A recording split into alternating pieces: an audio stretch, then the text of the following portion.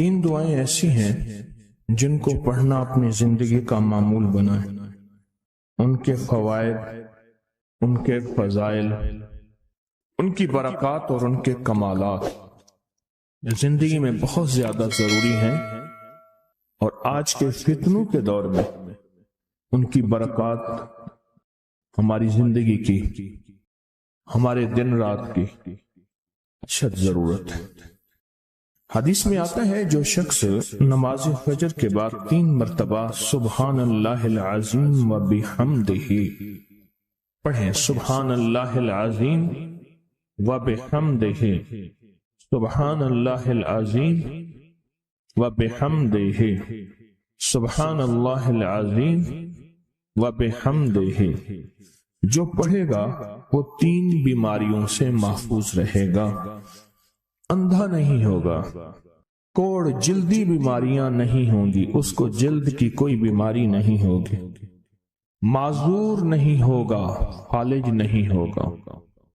انسان ساری زندگی ایک دعا کرتا ہے، مولا بستر چارپائی کا محتاج نہ کرنا، کسی بندے کا محتاج نہ کرنا، منجے اور بندے کسی کا محتاج نہ کرنا۔ جو شخص فجر کی نماز کے بعد، جیسے کہ تسبیح خانے میں اس کا اہتمام اس لیے کرایا جاتا ہے کہ یہ ہماری طبیعتوں، مزاجوں، بولوں اور جذبوں میں آ جائے اور ہم اس کو روزانہ پڑھنے والے بن جائیں اور روزانہ پڑھنا اس کو اپنا معمول بنائیں، سبحان اللہ العظیم و بحمدہ، سبحان اللہ۔ اور ایک اور حدیث میں ہے کہ 2 کلمے ایسے ہیں جو اللہ کو بہت محبوب ہیں، زبان پر ہلکے ہیں، اعمال میں بہت وزنی ہیں، ترازو میں بہت وزنی ہیں، اور وہ 2 کلمے کیا ہیں؟ سبحان اللہ العظیم و بحمدہ۔ اور آقا کا فرمان ہے، جس نے کہا سبحان اللہ العظیم و بحمدہ، اس کے لیے جنت میں کھجور کا ایک درخت لگ گیا، اور جس کے لیے لگا تو پھر وہاں جائے گا، کھائے گا۔ لگا میرے لیے، کھائے کوئی اور۔ سوچیں، جنت میں کھجور کا درخت لگا ہے تو اللہ پاک پھر اپنی رحمت اور قدرت کاملہ سے اس کو بھیجے گا اور وہ انشاءاللہ کھجور کھائے گا۔ یہ دعا اس لیے پڑھتے ہیں، ایک تو بیماریوں سے حفاظت، اندھے پن سے حفاظت، معذوری سے حفاظت، جلدی بیماریوں سے حفاظت۔ ایک تو اس لیے پڑھتے ہیں، اور ایک اس لیے پڑھتے ہیں کہ اس کے ایک دفعہ پڑھنے سے جنت میں اللہ کھجور کا ایک درخت لگا دیتا ہے۔ اور سنیں، رسول اللہ صلی اللہ تعالی علیہ وسلم نے فرمایا، جو شخص بھی سبحان اللہ العظیم و بحمدہ ایک دن میں 100 مرتبہ پڑھتا ہے تو اللہ اس کے گناہ مٹا دیتے ہیں، چاہے گناہ سمندر کی جھاگ کے برابر کیوں نہ ہو۔ ایک تسبیح جو شخص پڑھتا ہے، رسول اللہ صلی اللہ تعالی علیہ وسلم ایک مرتبہ صحابہ سے فرمایا، آپ نے فرمایا کہ سبحان اللہ العظیم و بحمدہ 100 مرتبہ پڑھو، جس نے 1 مرتبہ پڑھا اس کے لیے 10 نیکیاں لکھی جائیں گی، جس نے 10 مرتبہ پڑھا اس کے لیے 100 نیکیاں لکھی جائیں گی، اور جس نے 100 مرتبہ پڑھا اس کے لیے 1000 نیکیاں لکھی جائیں گی، اور جو زیادہ پڑھے گا اللہ رب العزت اسے زیادہ عطا فرمائیں گے، اور جو اللہ سے بخشش طلب کرے گا تو اللہ ضرور اس کو بخشش عطا فرمائیں گے اور اللہ اس کو بخش دیں گے۔ ایسی طاقتور دعا ہم روزانہ رمضان میں بھی اور رمضان کے بعد بھی۔ تو کون سی دعا پڑھنی ہے آج کے بعد؟ سبحان اللہ العظیم و بحمدہ۔ کیا پڑھنا؟ یہ دعا روزانہ کو اپنے معمولات میں، اپنی تسبیحات میں، اپنے معمولات میں، اپنی عادت اور عبادت میں شامل کر لیں۔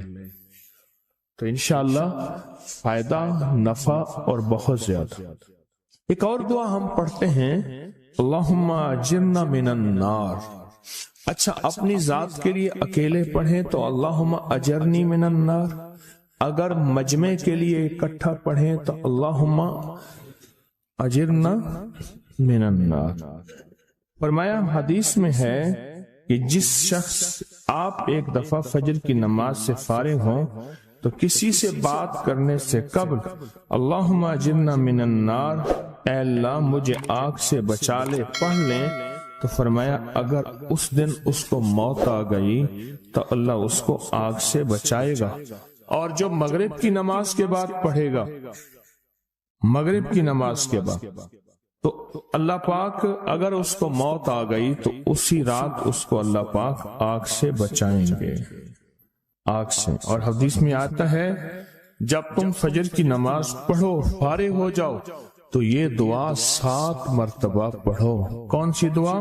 اللہم اجرنا من النار، اللہم اجرنا من النار، اللہم اجرنا من النار، اللہم اجرنا من النار، اللہم اجرنا من النار، اللہم اجرنا من النار، اللہم اجرنا من النار، اللہم اجرنا من النار، اللہم اجرنا۔ یہ دعا بخار کا بہت زبردست علاج ہے، جس کو بخار نہ چھوڑتا ہو۔ یہ دعا ہائی بلڈ پریشر کا زبردست علاج ہے۔ یہ دعا غصے کا علاج ہے۔ یہ دعا جس کے اندر وسوسے بہت زیادہ آتے ہوں، منفی وسوسے بہت زیادہ آتے ہوں، جو نیکی سے ہٹاتے ہوں، اس کا علاج ہے۔ اللہم اجرنا من النار، یہ بہت طاقتور علاج ہے۔ جس کا بلڈ پریشر ہائی رہتا ہو، جو بہت زیادہ ہر وقت غصے میں رہتا ہو، جس کا جسم بہت گرم رہتا ہو، جیسے رات ایک صاحب کہنے لگے کہ مجھے گرمی میں سے خوف آتا ہے، سردی میں مجھے راحت ملتی ہے، اس کے لیے بہت فائدہ مند ہے، بیماریوں کے لیے بہت فائدہ مند ہے۔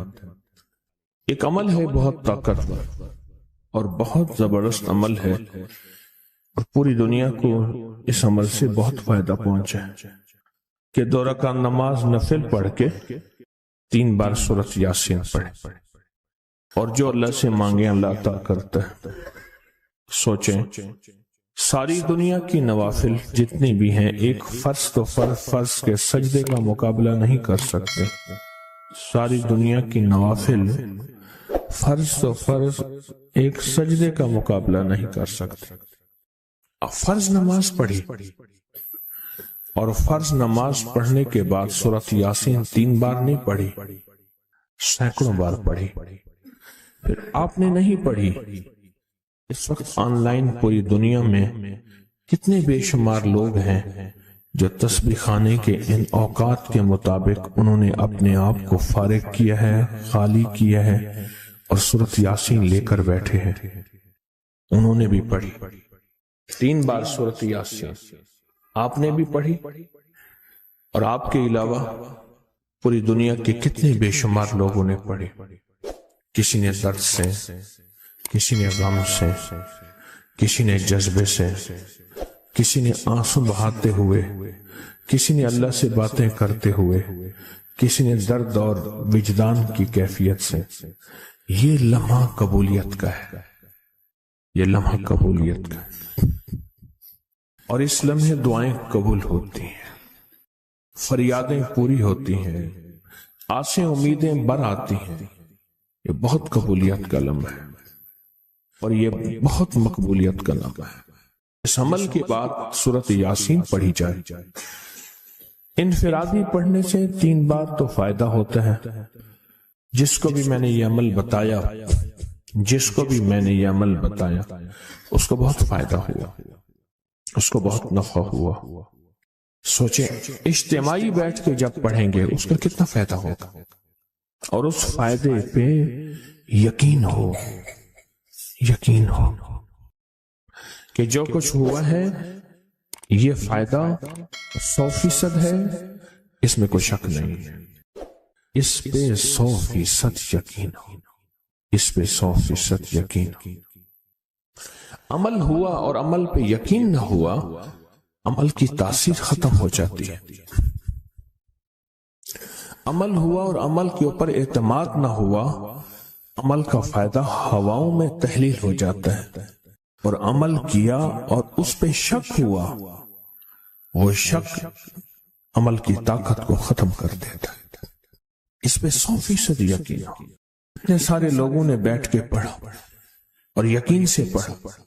اور ایک بات اور ہے، اگر آپ سورۃ یاسین پوری نہیں پڑھ سکے، سورۃ یاسین بعض اوقات بعض بندے اٹک اٹک کے پڑھتے ہیں اور دعا کا وقت ہو گیا، آپ چاہے بعد میں اس کو پوری کریں لیکن پوری ضرور کریں، میری طرف دیکھتے رہیں، پورا کریں لیکن اس سورت کو پورا ضرور کریں۔ اللہ نے یہ موقع دیا ہے رمضان کا، آج پہلا روزہ ہے اور پہلی سحری ہے، اور پہلے روزے اور پہلی سحری میں اتنا طاقتور عمل کیا ہے۔ اب سوچنا یہ ہے کہ اتنے طاقتور عمل میں نے دعا کون سی مانگنی؟ ایک تو پہلے یقین ہے انشاءاللہ کہ میری دعائیں قبول ہیں۔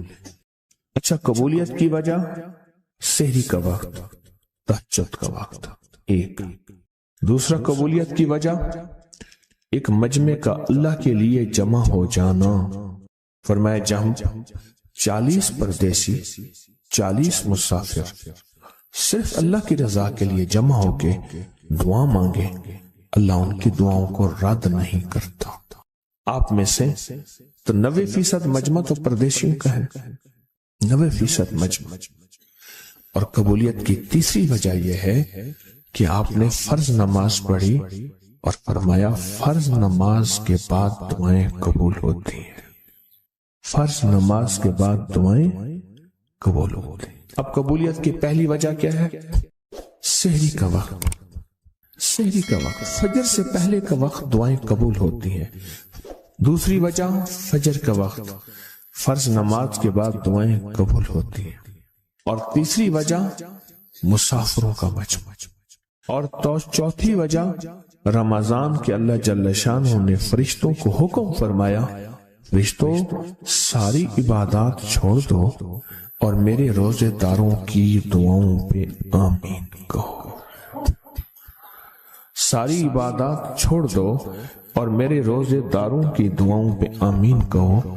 ایک چوتھی وجہ ہو گئی کہ فرشتوں نے آپ کی دعاؤں پہ آمین کہا۔ اور پانچویں وجہ مل کے سورۃ یاسین پڑھنا، مل کے سورۃ یاسین۔ فرمایا سورۃ یاسین ہر تنگی سے نکالتی ہے، ہر مشکل سے نکالتی ہے، ہر ناکامی کا علاج ہے، ہر پریشانی کا علاج ہے، اور ہر ناممکن کا علاج ہے۔ اور فرمایا سورۃ یاسین مردوں کو بھی نفع دیتی ہے اور زندوں کو بھی نفع دیتی ہے۔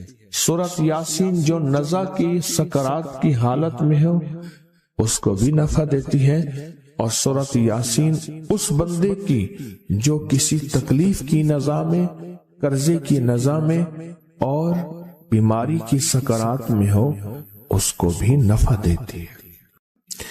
قبولیت کے اوقات، قبولیت کے لمحات، اور اس میں بیٹھ کے اللہ سے مانگنا۔ اب مانگنا کیا ہے؟ یہ تو یقین ہو گیا کہ انشاءاللہ ہماری آج کی یہ محفل، آج کا یہ بیٹھنا، آج کا یہ پڑھنا اور آج کا اللہ کی بارگاہ میں یہ حاضری دینا 100% انشاءاللہ قبول ہے۔ کوئی شک تو نہیں؟ کیوں اللہ والے میری طرف دیکھیں، سونے کی حالت یہ ختم کریں، یقین کامل ہے، پھر مانگیں کیا؟ سوچنا۔ جب سخاوت کی سخی کی سخاوت موجوں پہ ہو، عروج پہ ہو، پھر مانگیں کیا؟ یہ سب سے اہم چیز ہے۔ تو وہ چیز مانگیں جو اللہ کے خزانے میں سب سے قیمتی ہے، وہ ہے ایمان، سب سے قیمتی، اور وہ سب کو نہیں دیتا۔ مال مال سب کو دیتا ہے، اپنے نہ ماننے والوں کو بھی اور اپنے ماننے والوں کو بھی، اپنے دوستوں کو بھی، بلکہ اپنے دشمنوں کو زیادہ دیتا ہے، زیادہ دیتا ہے۔ مال اپنے دشمنوں کو زیادہ دیتا ہے اور بعض اوقات اپنے دوستوں کو بھی زیادہ دیتا ہے، جیسے انبیاء میں سے حضرت سلیمان، حضرت داؤد، حضرت یوسف علیہ السلام، جیسے صحابہ میں حضرت عثمان غنی، عبد الرحمن بن عوف اور بے شمار صحابہ، اولیاء میں سے حضرت پیران پیر شیخ عبد القادر جیلانی اور بڑی بڑی ہستیاں۔ اللہ اس لیے دیتا ہے کہ یہ مومن یہ نہ سمجھے، تو سب سے پہلی چیز جو اللہ سے مانگنی ہے وہ ایمان مانگنا ہے۔ ساری دنیا مل گئی، سارا مال مل گیا، ساری حکومتیں اور ساری چیزیں ملی، ایمان نہ ملا تو ہم گھاٹے میں رہ گئے۔ ہمارا سودا گھاٹے کا سودا تھا، ایمان نہ ملا۔ اللہ سے سب سے پہلے ایمان مانگنا۔ جو بندہ ساری عمر جو چیز مانگتا ہے، غور سے دیکھنا، غور سے سمجھنا، ساری عمر جو چیز مانگتا ہے، جو بندہ ساری عمر جو چیز مانگتا ہے، ساری عمر جو چیز مانگتا ہے، جو بندہ ساری عمر جو چیز مانگتا ہے، اگر نہ ملی، اللہ سچی طلب کی بنیاد پہ آخری وقت میں وہ چیز عطا فرماتے ہیں۔ حضور سرور کونین صلی اللہ تعالی علیہ وسلم کا فرمان ہے، انس بن مالک کی روایت ہے کہ لوگوں سنتے ہو، جو شخص اس چیز کے سے متعجب ہو کر سنے، غور سے سنے۔ انہوں نے فرمایا، لوگوں سنتے ہو، جو کسی شے سے متعجب ہو کر لا الہ الا اللہ کہتا ہے، اللہ ہر حرف کے مقابلے میں ایک ایک درخت پیدا کر دیتے ہیں جس کے اتنے پتے ہوتے ہیں جتنی دنیا میں دن، اور ہر پتا اس کی قیامت تک کے لیے اس کے لیے مغفرت کرتا ہے اور تسبیح پڑھتا ہے۔ متعجب ہوا، ہاں لا الہ الا اللہ، اچھا فلاں جیت گیا، واہ لا الہ الا اللہ، فلاں ہار گیا، اچھا فلاں بندے کے ساتھ یہ ہوا، فلاں واقعہ یہ ہوا۔ متعجب ہو کے کیا پڑھا؟ لا الہ الا اللہ، بس اتنا سا لفظ پڑھا، اور اتنے سے لفظ پڑھنے پہ اب وعدے سوچیں، کیا وعدے ہیں؟ میں کہ اللہ ہر حرف کے بدلے میں، اب لا الہ الا اللہ، اب اس کے جتنے حرف ہیں آپ گن لیں، ہر حرف کے بدلے میں اللہ کیا کرتا ہے؟ ایک درخت پیدا کرتا ہے، اور اس کے پتے کتنے ہیں؟ تو معلوم ہوا کہ درخت کتنا بڑا ہے، بڑا ہوگا تو اتنے پتے ہوں گے، جتنے پتے جتنے دنیا میں دن۔ جب سے یہ دنیا بنی ہے کتنے دن ہوں گے؟ سال میں 365 دن ہیں۔ دنیا بنے کو کتنے لاکھ سال کہتے ہیں؟ کوئی 5 کہتا ہے لاکھ سال، کوئی 6 سال کہتا ہے، کوئی لاکھ، پتہ نہیں کتنے لاکھ اندازے ہیں۔ اتنے دن ہیں، خربوں سے خربوں نیکیاں، خربوں سے خربوں نیکیاں اسی وقت بیٹھ کے یوں سمولی، ایک منٹ میں جتنے دنیا میں دن ہیں۔ اور پھر وہ درخت، آگے سنیں، وہ درخت اس کے لیے قیامت تک مغفرت چاہتا ہے، اور وہ تسبیح پڑھتا ہے، اور اس تسبیح کا سارا ثواب اسی کو جاتا ہے۔ ایک بابا جی تھے، ان کی قوم عالیمان قوم ہے، عالیمان کہتے تھے، نام یاد نہیں۔ میں نے بابا جی سے پوچھا، میں کہ بابا جی کاروبار؟ آکے جھانبا، یہ ایک مخصوص لفظ ہے ان کا۔ میں نے کہا آپ کیا کاروبار کرتے ہیں؟ آکے جھانبا مارتا ہوں۔ جھانبا اصل میں کہتے ہیں درخت کا ایک بہت بڑا لڑا اور شاخ ہو، اس کو جب گھسیٹیں گے تو اس کے ساتھ پتے، چیزیں، شاخیں، تنکے، بہت سی چیزیں اکٹھی ہو کے، سمجھ گیا نا، اس کے ساتھ آتی ہیں۔ اس کو آپ گھسیٹتے جائیں، جو کچھ دھاگا پڑا ہے، رسی پڑی ہے، شاپر پڑا ہے، لفافہ پڑا ہے، اسی کے ساتھ سمیٹتے آئیں گے، تو وہ بہت سی چیزیں ساتھ لے آتا ہے۔ میں نے اس سے پوچھا کاروبار کیا ہے؟ کہہ رہا بس میں جھانبا برینا۔ بات والوں نے بات، وہ جھانبا کیا تھا؟ وہ 3 چیزیں بیچتا تھا، بازار کے ایک کونے سے دوسرے کونے تک. دانتن نہیں ہوتا یہ خواتین، اس کے گلے میں ہوتا تھا، ساتھ ایک قطر ہوتا تھا، ایک وہ بیچتا تھا. دوسرا عطر ہوتا تھا جس کو بارے کہتا کپڑا پھٹ ونجے خوشبو نہ ونجے، اس کے بعد میں الفاظ تھے کپڑا پھٹ جائے خوشبو نہ جائے. تیسرا کوئی سرما تھا وہ بیچتا تھا.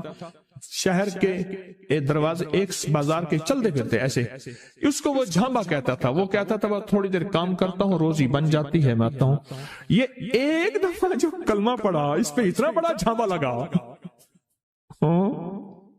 متعجب ہو کر، تعجب میں آ کے ایسی تعجب، اچھا لا الہ الا اللہ. اللہ پاک فرماتے ہیں جا تیرے ہر حرف کے بدلے. لا الہ الا اللہ کے کتنے الفاظ ہیں میں؟ 12 تقریباً کہہ رہے ہیں آپ، کوئی مجھے 100% بتائے. 12 اگر 12 بھی ہے تو ایک 12 پہ ہر حرف پہ کتنے درخت؟ ایک درخت. اور درخت کتنا بڑا؟ اتنا بڑا کہ اس کے پتے اتنے ہیں جتنے کائنات کے دن ہیں. عدد خلقہ ورضا نفسہ وزینت عرشہ ومداد کلماتہ. جی 12 اس کے حرف ہیں. تو آپ نے تو بیٹھے بیٹھے کمائی کر لی. یہ مومنانہ مزاج ہے. مومن چلتے چلتے اپنی آخرت کی کمائی کرتا جاتا ہے، چلتے چلتے اپنی آخرت اپنی دنیا. اچھا پھر ایک اور فائدہ ہوگا، جتنی اس کے لیے درخت پتے تسبیحاں کریں گے اتنا اس کی نیکیوں میں اضافہ ہوگا، اور جتنا نیکیوں میں اضافہ ہوگا اس کی رحمتوں کے یہ نور میں آتا جائے گا، اور جتنا نور میں آتا جائے گا اس کی بلائیں آفتیں مصیبتیں ٹلتی جائیں گی. اور جن بلاؤں آفتوں مصیبتوں کو جادو جنات نظر بد بیماریاں تکلیفیں حادثات گلیاں بند ہونا راہیں بند ہونا رزق بند ہونا صحت بند ہونا مشکل، یہ سب ایسی ٹلتی اور کٹتی اور ہٹتی جائیں، ایسی ہو جائیں. فرمایا کہ ایک شخص نے عرفات میں وقوف کیا، اس کے ہاتھ میں 7 کنکریاں تھی. اس نے کنکریوں سے مخاطب ہو کے کہا اے کنکریوں تم میری گواہ ہو اس بات کی کہ اللہ کے سوا کوئی معبود نہیں اور اس کے محمد صلی اللہ علیہ وسلم اللہ کے رسول ہیں. اپنے ہاتھ سے انہیں پھینک دیا. اس رات دیکھتا ہے کہ قیامت قائم ہے، اس کے گناہ نیکیوں سے زیادہ ہیں، اور پر خدا نے اس کو دوزخ میں لے جانے کا حکم دیا. لیکن دیکھا تو ان کنکریوں نے دوزخ کے دروازے بند کر دیے. سارے دوزخ کے محافظ کارکن جمع ہو گئے ایک پتھر کو ہٹانے پہ، پر وہ کنکریوں کا پتھر اتنا بڑا پتھر بن گیا کوئی ہٹا ہی نہیں سکتا، اور عاجز آ گئے. پھر لوگ اس کو عرش کے نیچے تک پکڑ کر لے گئے. یہ پتھر بھی سفارش کرتے ہوئے اس کے پیچھے پیچھے ہو لیے. پھر آخر اللہ نے اس کو جنت میں جانے کا حکم دیا، تو پھر یہ سارے پتھر جنت کے دروازوں میں آگے جا پہنچے، اور ہر پتھر کہنے لگا اے اللہ میری طرف سے اس کو جنت میں داخل کر. ہر پتھر سفارشی بن گیا. ہے کہ جو بندہ سارا دن ذکر کرتا ہے، جو درخت ہوتا ہے وہ اس کے لیے قیامت کے دن گواہی دے گا، پہاڑ ہے وہ گواہی دے گا، پتھر ہے وہ گواہی دے گا، زمین ہے وہ گواہی دے گا. حتیٰ کہ یہاں تک فرمایا کہ وہ پہاڑ جھومتا ہے، وہ جگہ جھومتی ہے جہاں اللہ کا ذکر ہوتا ہے اور جھومتی ہے، اور دوسرے پہاڑوں دوسری جگہوں پہ فخر کرتی ہے کہ مجھ پہ وہ بندہ آیا ہے جو اللہ کو یاد کر رہا ہے.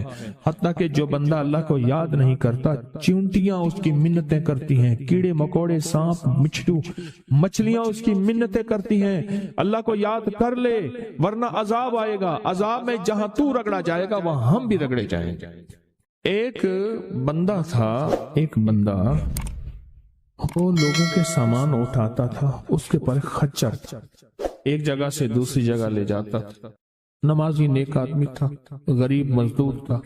ایک دفعہ ایک لولا لنگڑا بندہ آیا اور کہنے لگا مجھے اپنے خچر میں بٹھا کے فلاں جگہ پہنچا دے، اتنے پیسے تجھے دوں گا. پیسے بھی معقول تھے. اس نے خیر اس کو پکڑا، سہارے سے بٹھایا. چلتے چلتے نا 2 راہیں آ گئے.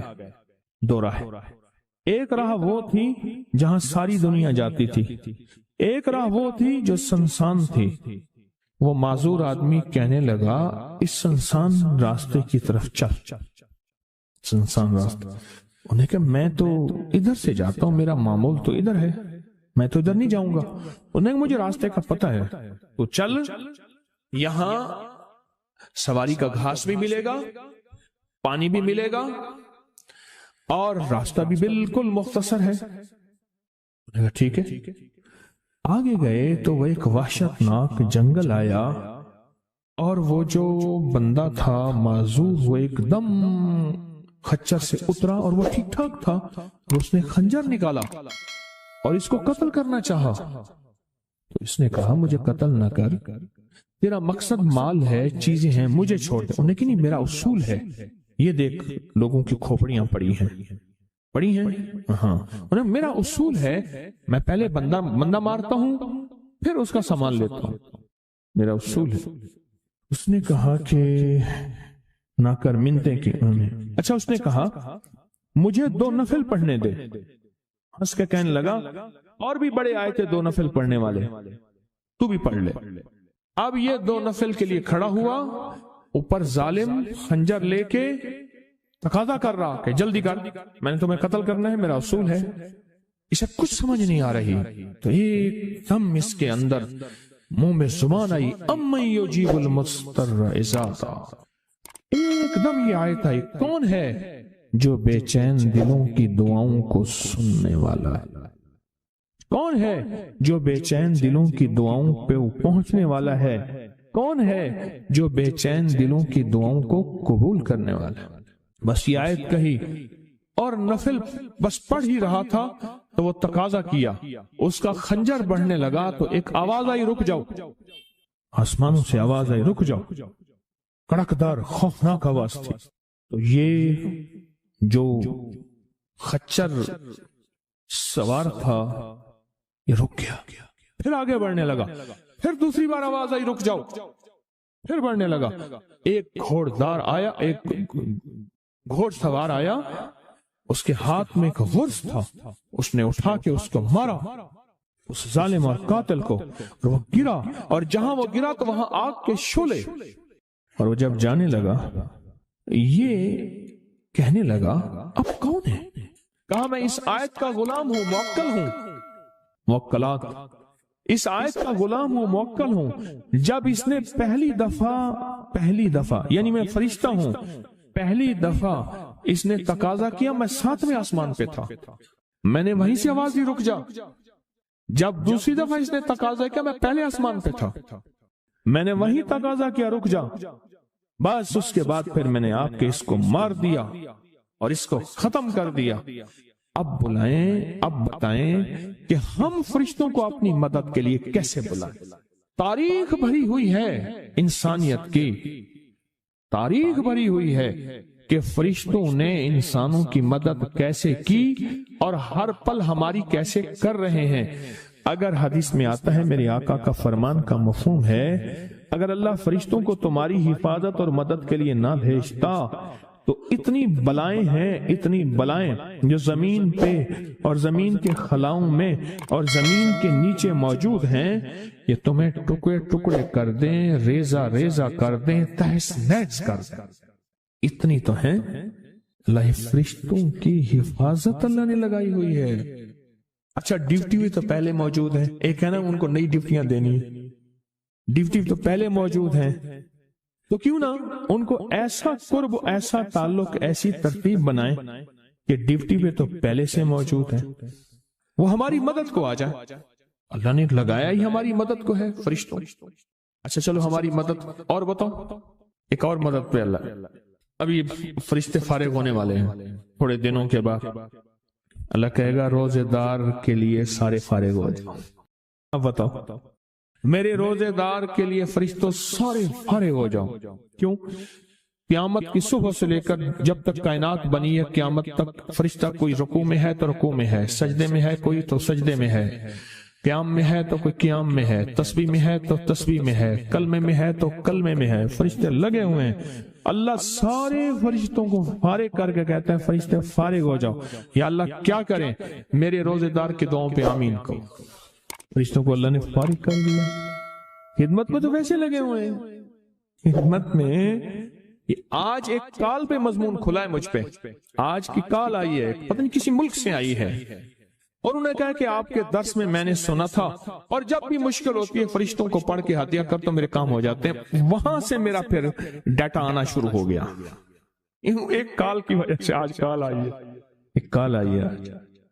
فرشتوں کو تو اللہ نے ویسے فارغ کر دیا، اور ان قریب یہ روزے داروں کے لیے رمضان آ رہا، ہفتے 10 دن میں، اور دیکھیں پھر فرشتے بالکل فارغ اور خوش قسمت روزے دار، اور اللہ پاک فرمائے گا فرشتے یا اللہ کیا کریں، اور فرشتے ان روزے داروں